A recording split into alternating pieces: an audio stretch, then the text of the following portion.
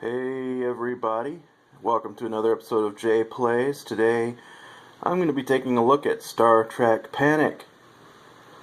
This is a game by Fireside Games and USAopoly. It's based on Castle Panic. If you look at my channel, I did an unboxing for this game not too long ago, and today I'm going to be doing a playthrough. I've got them all set up already, except for placing these three starter enemies here. Just going to randomly give them a shuffle. Put the Klingon at 5. Put the Romulan at 1. And the Tholian at 3. So in this game we are in the Star Trek Enterprise, the original. There's our ship with our shields up. And we're flying around doing missions, fighting these, I'm going to keep calling them monsters, but they're enemy ships and other enemies that are going to slowly work their way toward our ship, firing and damaging our shield and hull on the way. And we're going to be playing cards to destroy the ships and to solve the missions. Today, I've randomly chosen James T. Kirk, Captain of the Enterprise. You can see he has a special power, and you'll see how that works in a bit. I'm not going to go over the rules too much, but we'll see how it plays. Got our turn order card, and we're also playing with Sulu, who I also randomly picked. He gets to maneuver twice, which is pretty neat for those missions that require maneuvering. Here I've got all their cards laid out. Since this is a co-op game, you can play open-handed, so it's 6 cards per person.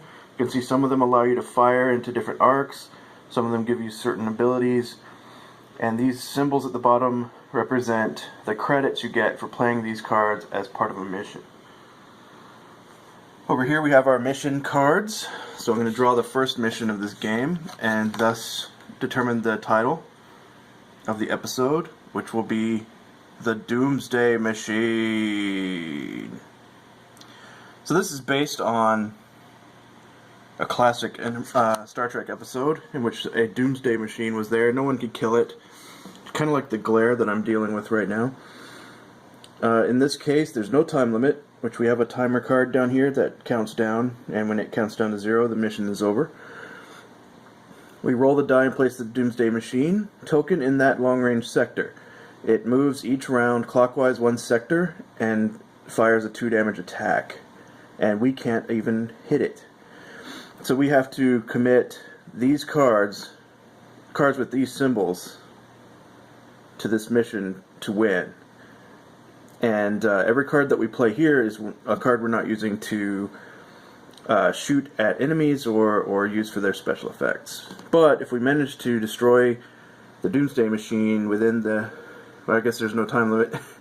But if we destroy the Doomsday Machine, we get the reward here, which that's a pretty good reward. Now I've played this game one other time by myself and one time with a group of 5.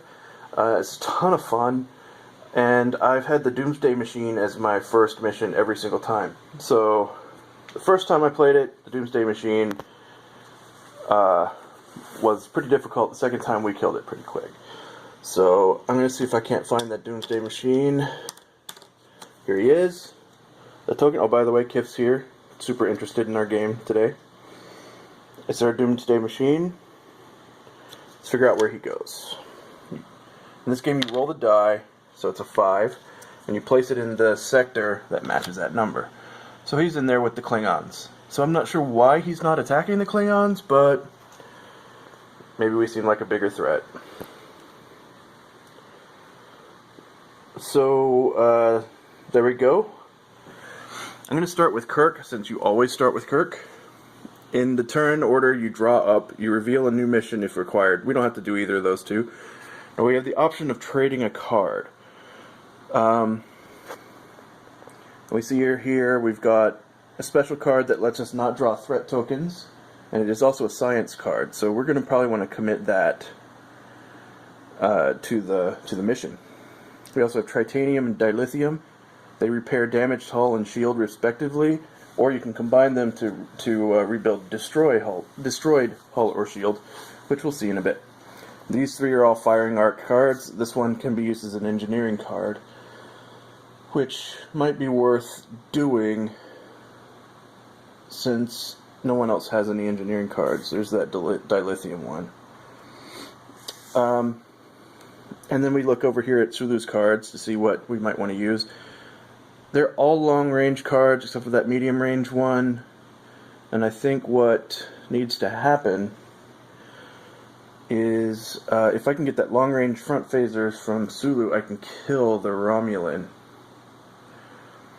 And then I can use long-range any facing phasers. Actually, I can kill the Romulan with these two cards. And then I can attack the Klingon if I can get a side phaser from him. So I'm going to give him these medium-range front phasers and take the long-range side phasers from him. Alright. So let's start playing some cards. We can play cards and maneuver during this phase. Maneuvering is just either turning the ship one sector in either direction, or if I say I want to move forward, anything in my front arc moves one step closer. And we'll see how important that is in a bit. But right now, Kirk is going to play some cards. Now, since his power is based on playing cards toward a mission, meaning each time he commits a card to the mission, he can draw 2 Enterprise cards. So I'm going to be committing some cards. I'm going to commit, I think, this Tritanium. Since we're not damaged, I'm going to commit this as a science card. I'll just put it over here by the thing. We'll draw 2 Enterprise cards. We have Yeoman Rand, and we have Medical Scanner. Okay, so Yeoman Rand is good because we can either draw 2 cards or we can add them to our hand. Also, let's see here. So why don't we... Now when we use her as a credit for Kirk, we get 2 Enterprise cards anyway, so we're going to use her as a credit. We will use her as a command credit. Let's use her as an engineering credit. That's the red one. So there we go, over here, and Kirk. Oh wait, Kirk only gets those 2 Enterprise cards the first time, so never mind. So that's fine. So now we have an engineering credit and a science credit. We can commit a dilithium to it. So now we have 3. We need 1 dilithium, 1 science, 1 engineering, 1 command, and 1 tritanium.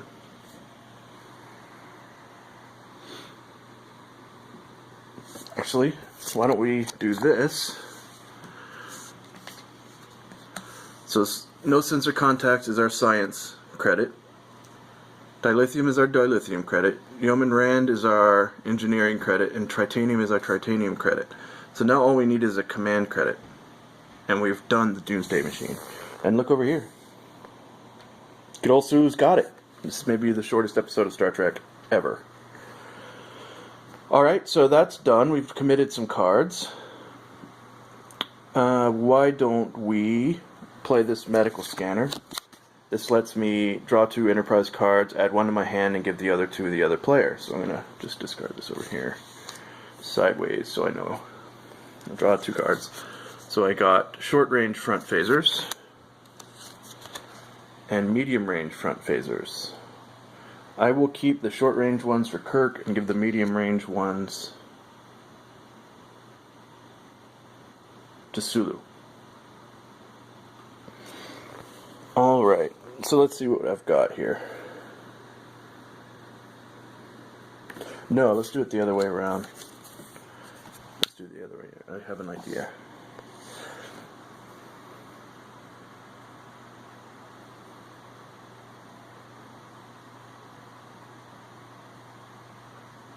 Okay, so I'm going to now shoot at some ships. I'm going to use long-range front phasers on this Romulan, and when you shoot a ship, you just turn it to the next lowest number is toward the Enterprise. Then I will use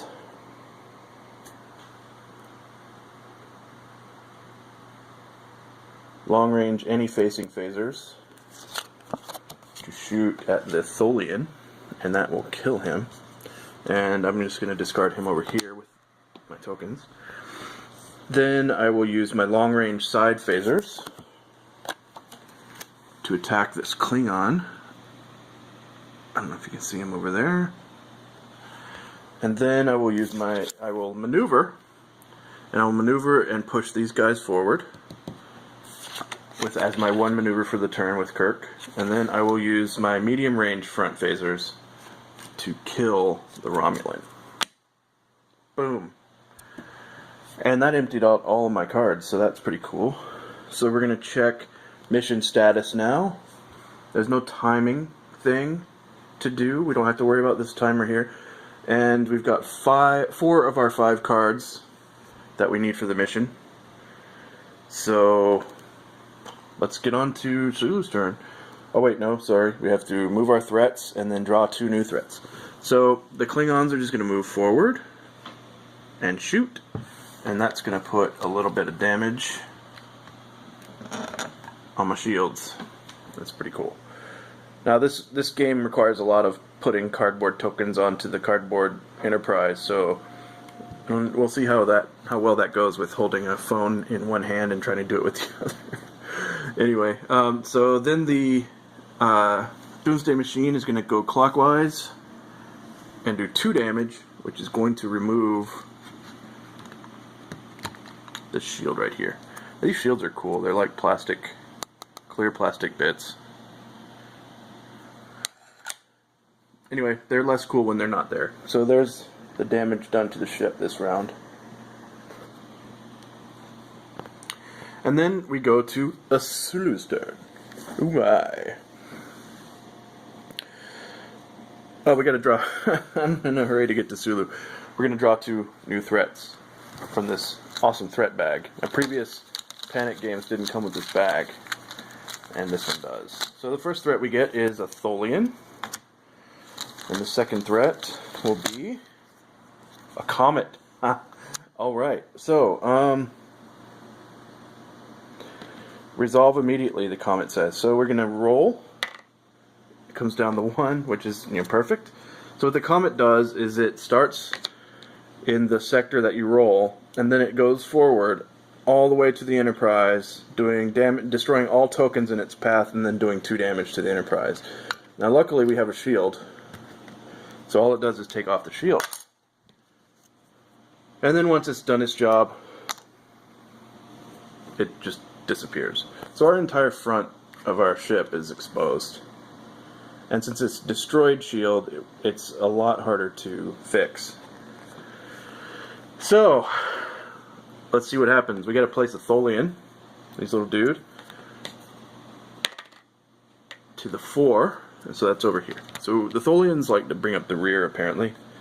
The cool thing about Tholians is that most ships, when they get up to an unprotected hull spot, if they get into this spot here, and there's no shield, they board, which means they do damage equal to the number of hit points they have left.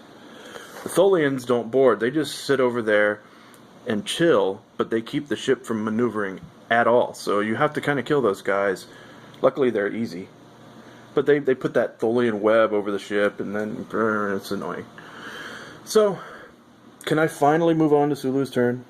Star Trek Panic, is it alright with you? Alright, let's go to Sulu. Now Sulu gets to maneuver twice. So in some missions there's something hanging out in one of these outer edges, and you need to maneuver toward it. And Sulu's really good for those because he can go forward and then turn, or whatever you need to do. He's also good for positioning. If you have bad cards, he gets 2 maneuvers to try to position, kind of like I did when I moved forward to get the Romulan to medium arc. So let's see what Sulu has here. We don't have to reveal a new mission, so we still have the Doomsday Machine. And also, when it comes to trading a card, Sulu can't do that because Kirk has no cards. So let's see what happens. Now we're in the playing cards phase. The only thing we have to worry about is that Tholian and that Klingon. But first, we're going to play this security team. We're going to use the security team against the Doomsday Machine, which is going to be super effective somehow. but it has a command credit, which we're going to place up here, and we're going to defeat the Doomsday Machine. So we'll deal with that in just a sec. In the meantime, I think Sulu's going to play Nurse Chapel, the lovely Majel Barrett, which lets all players draw one Enterprise card. So this one's going to be for Kirk. He gets short-range front phasers, which is super exciting. And then Sulu gets multi-range front photon torpedoes. Now that's the opposite of the short-range front phasers. This will hit any range in any front facing for 2 damage. And it is a super destructive card that destroys everything. Alright, so what we need is 2 damage to the medium arc on the side. And all we have is long range side, long range front, medium side, and medium front. So we got this. So Sulu's going to shoot medium range side phasers at the Klingon, doing 1 damage. And then he's going to maneuver. Oh yeah. Like so. And shoot his medium range front phasers at the Klingon. And that kills it. Now that leaves us exposed to the Doomsday Machine, but we can also turn, and the Doomsday Machine would come around this way and attack us over here, so we'd be alright. But the good news is that when we check mission status, it turns out that we have a science, this was an engineering, a dilithium, engineering, science, and command, dilithium and titanium, and that's exactly what we need here. So we're done with the Doomsday Machine. So these cards all get discarded, as does this mission. The Doomsday Machine disappears. And as a reward, the card says, do not draw any new threat tokens. You may rebuild or repair up to 2 hull sections. Now, we're so awesome that we haven't taken any hull damage yet. So that reward doesn't really help us much. But we don't have to draw any new threats. Oh wait, I'm going to rewind a little bit. This doesn't really affect the last phase, but we have a long-range side phaser, and since we're facing this direction, we can pop this this Tholian. So he's dead. And then blah blah blah. We do the mission. We win. Everybody's happy. The good news here is we have no threats to move and fire. As you can see, the skies are clear, and we don't have to draw any new threats. So I think I'm going to cut it here. Maybe I'll do one video per episode of this game. We solved the first mission, so we get to put a little 1 token here, which is cool. I think I'll go all 5 missions, 5 episodes, 5 videos. And we'll start with Kirk's first turn of the new mission when we come back.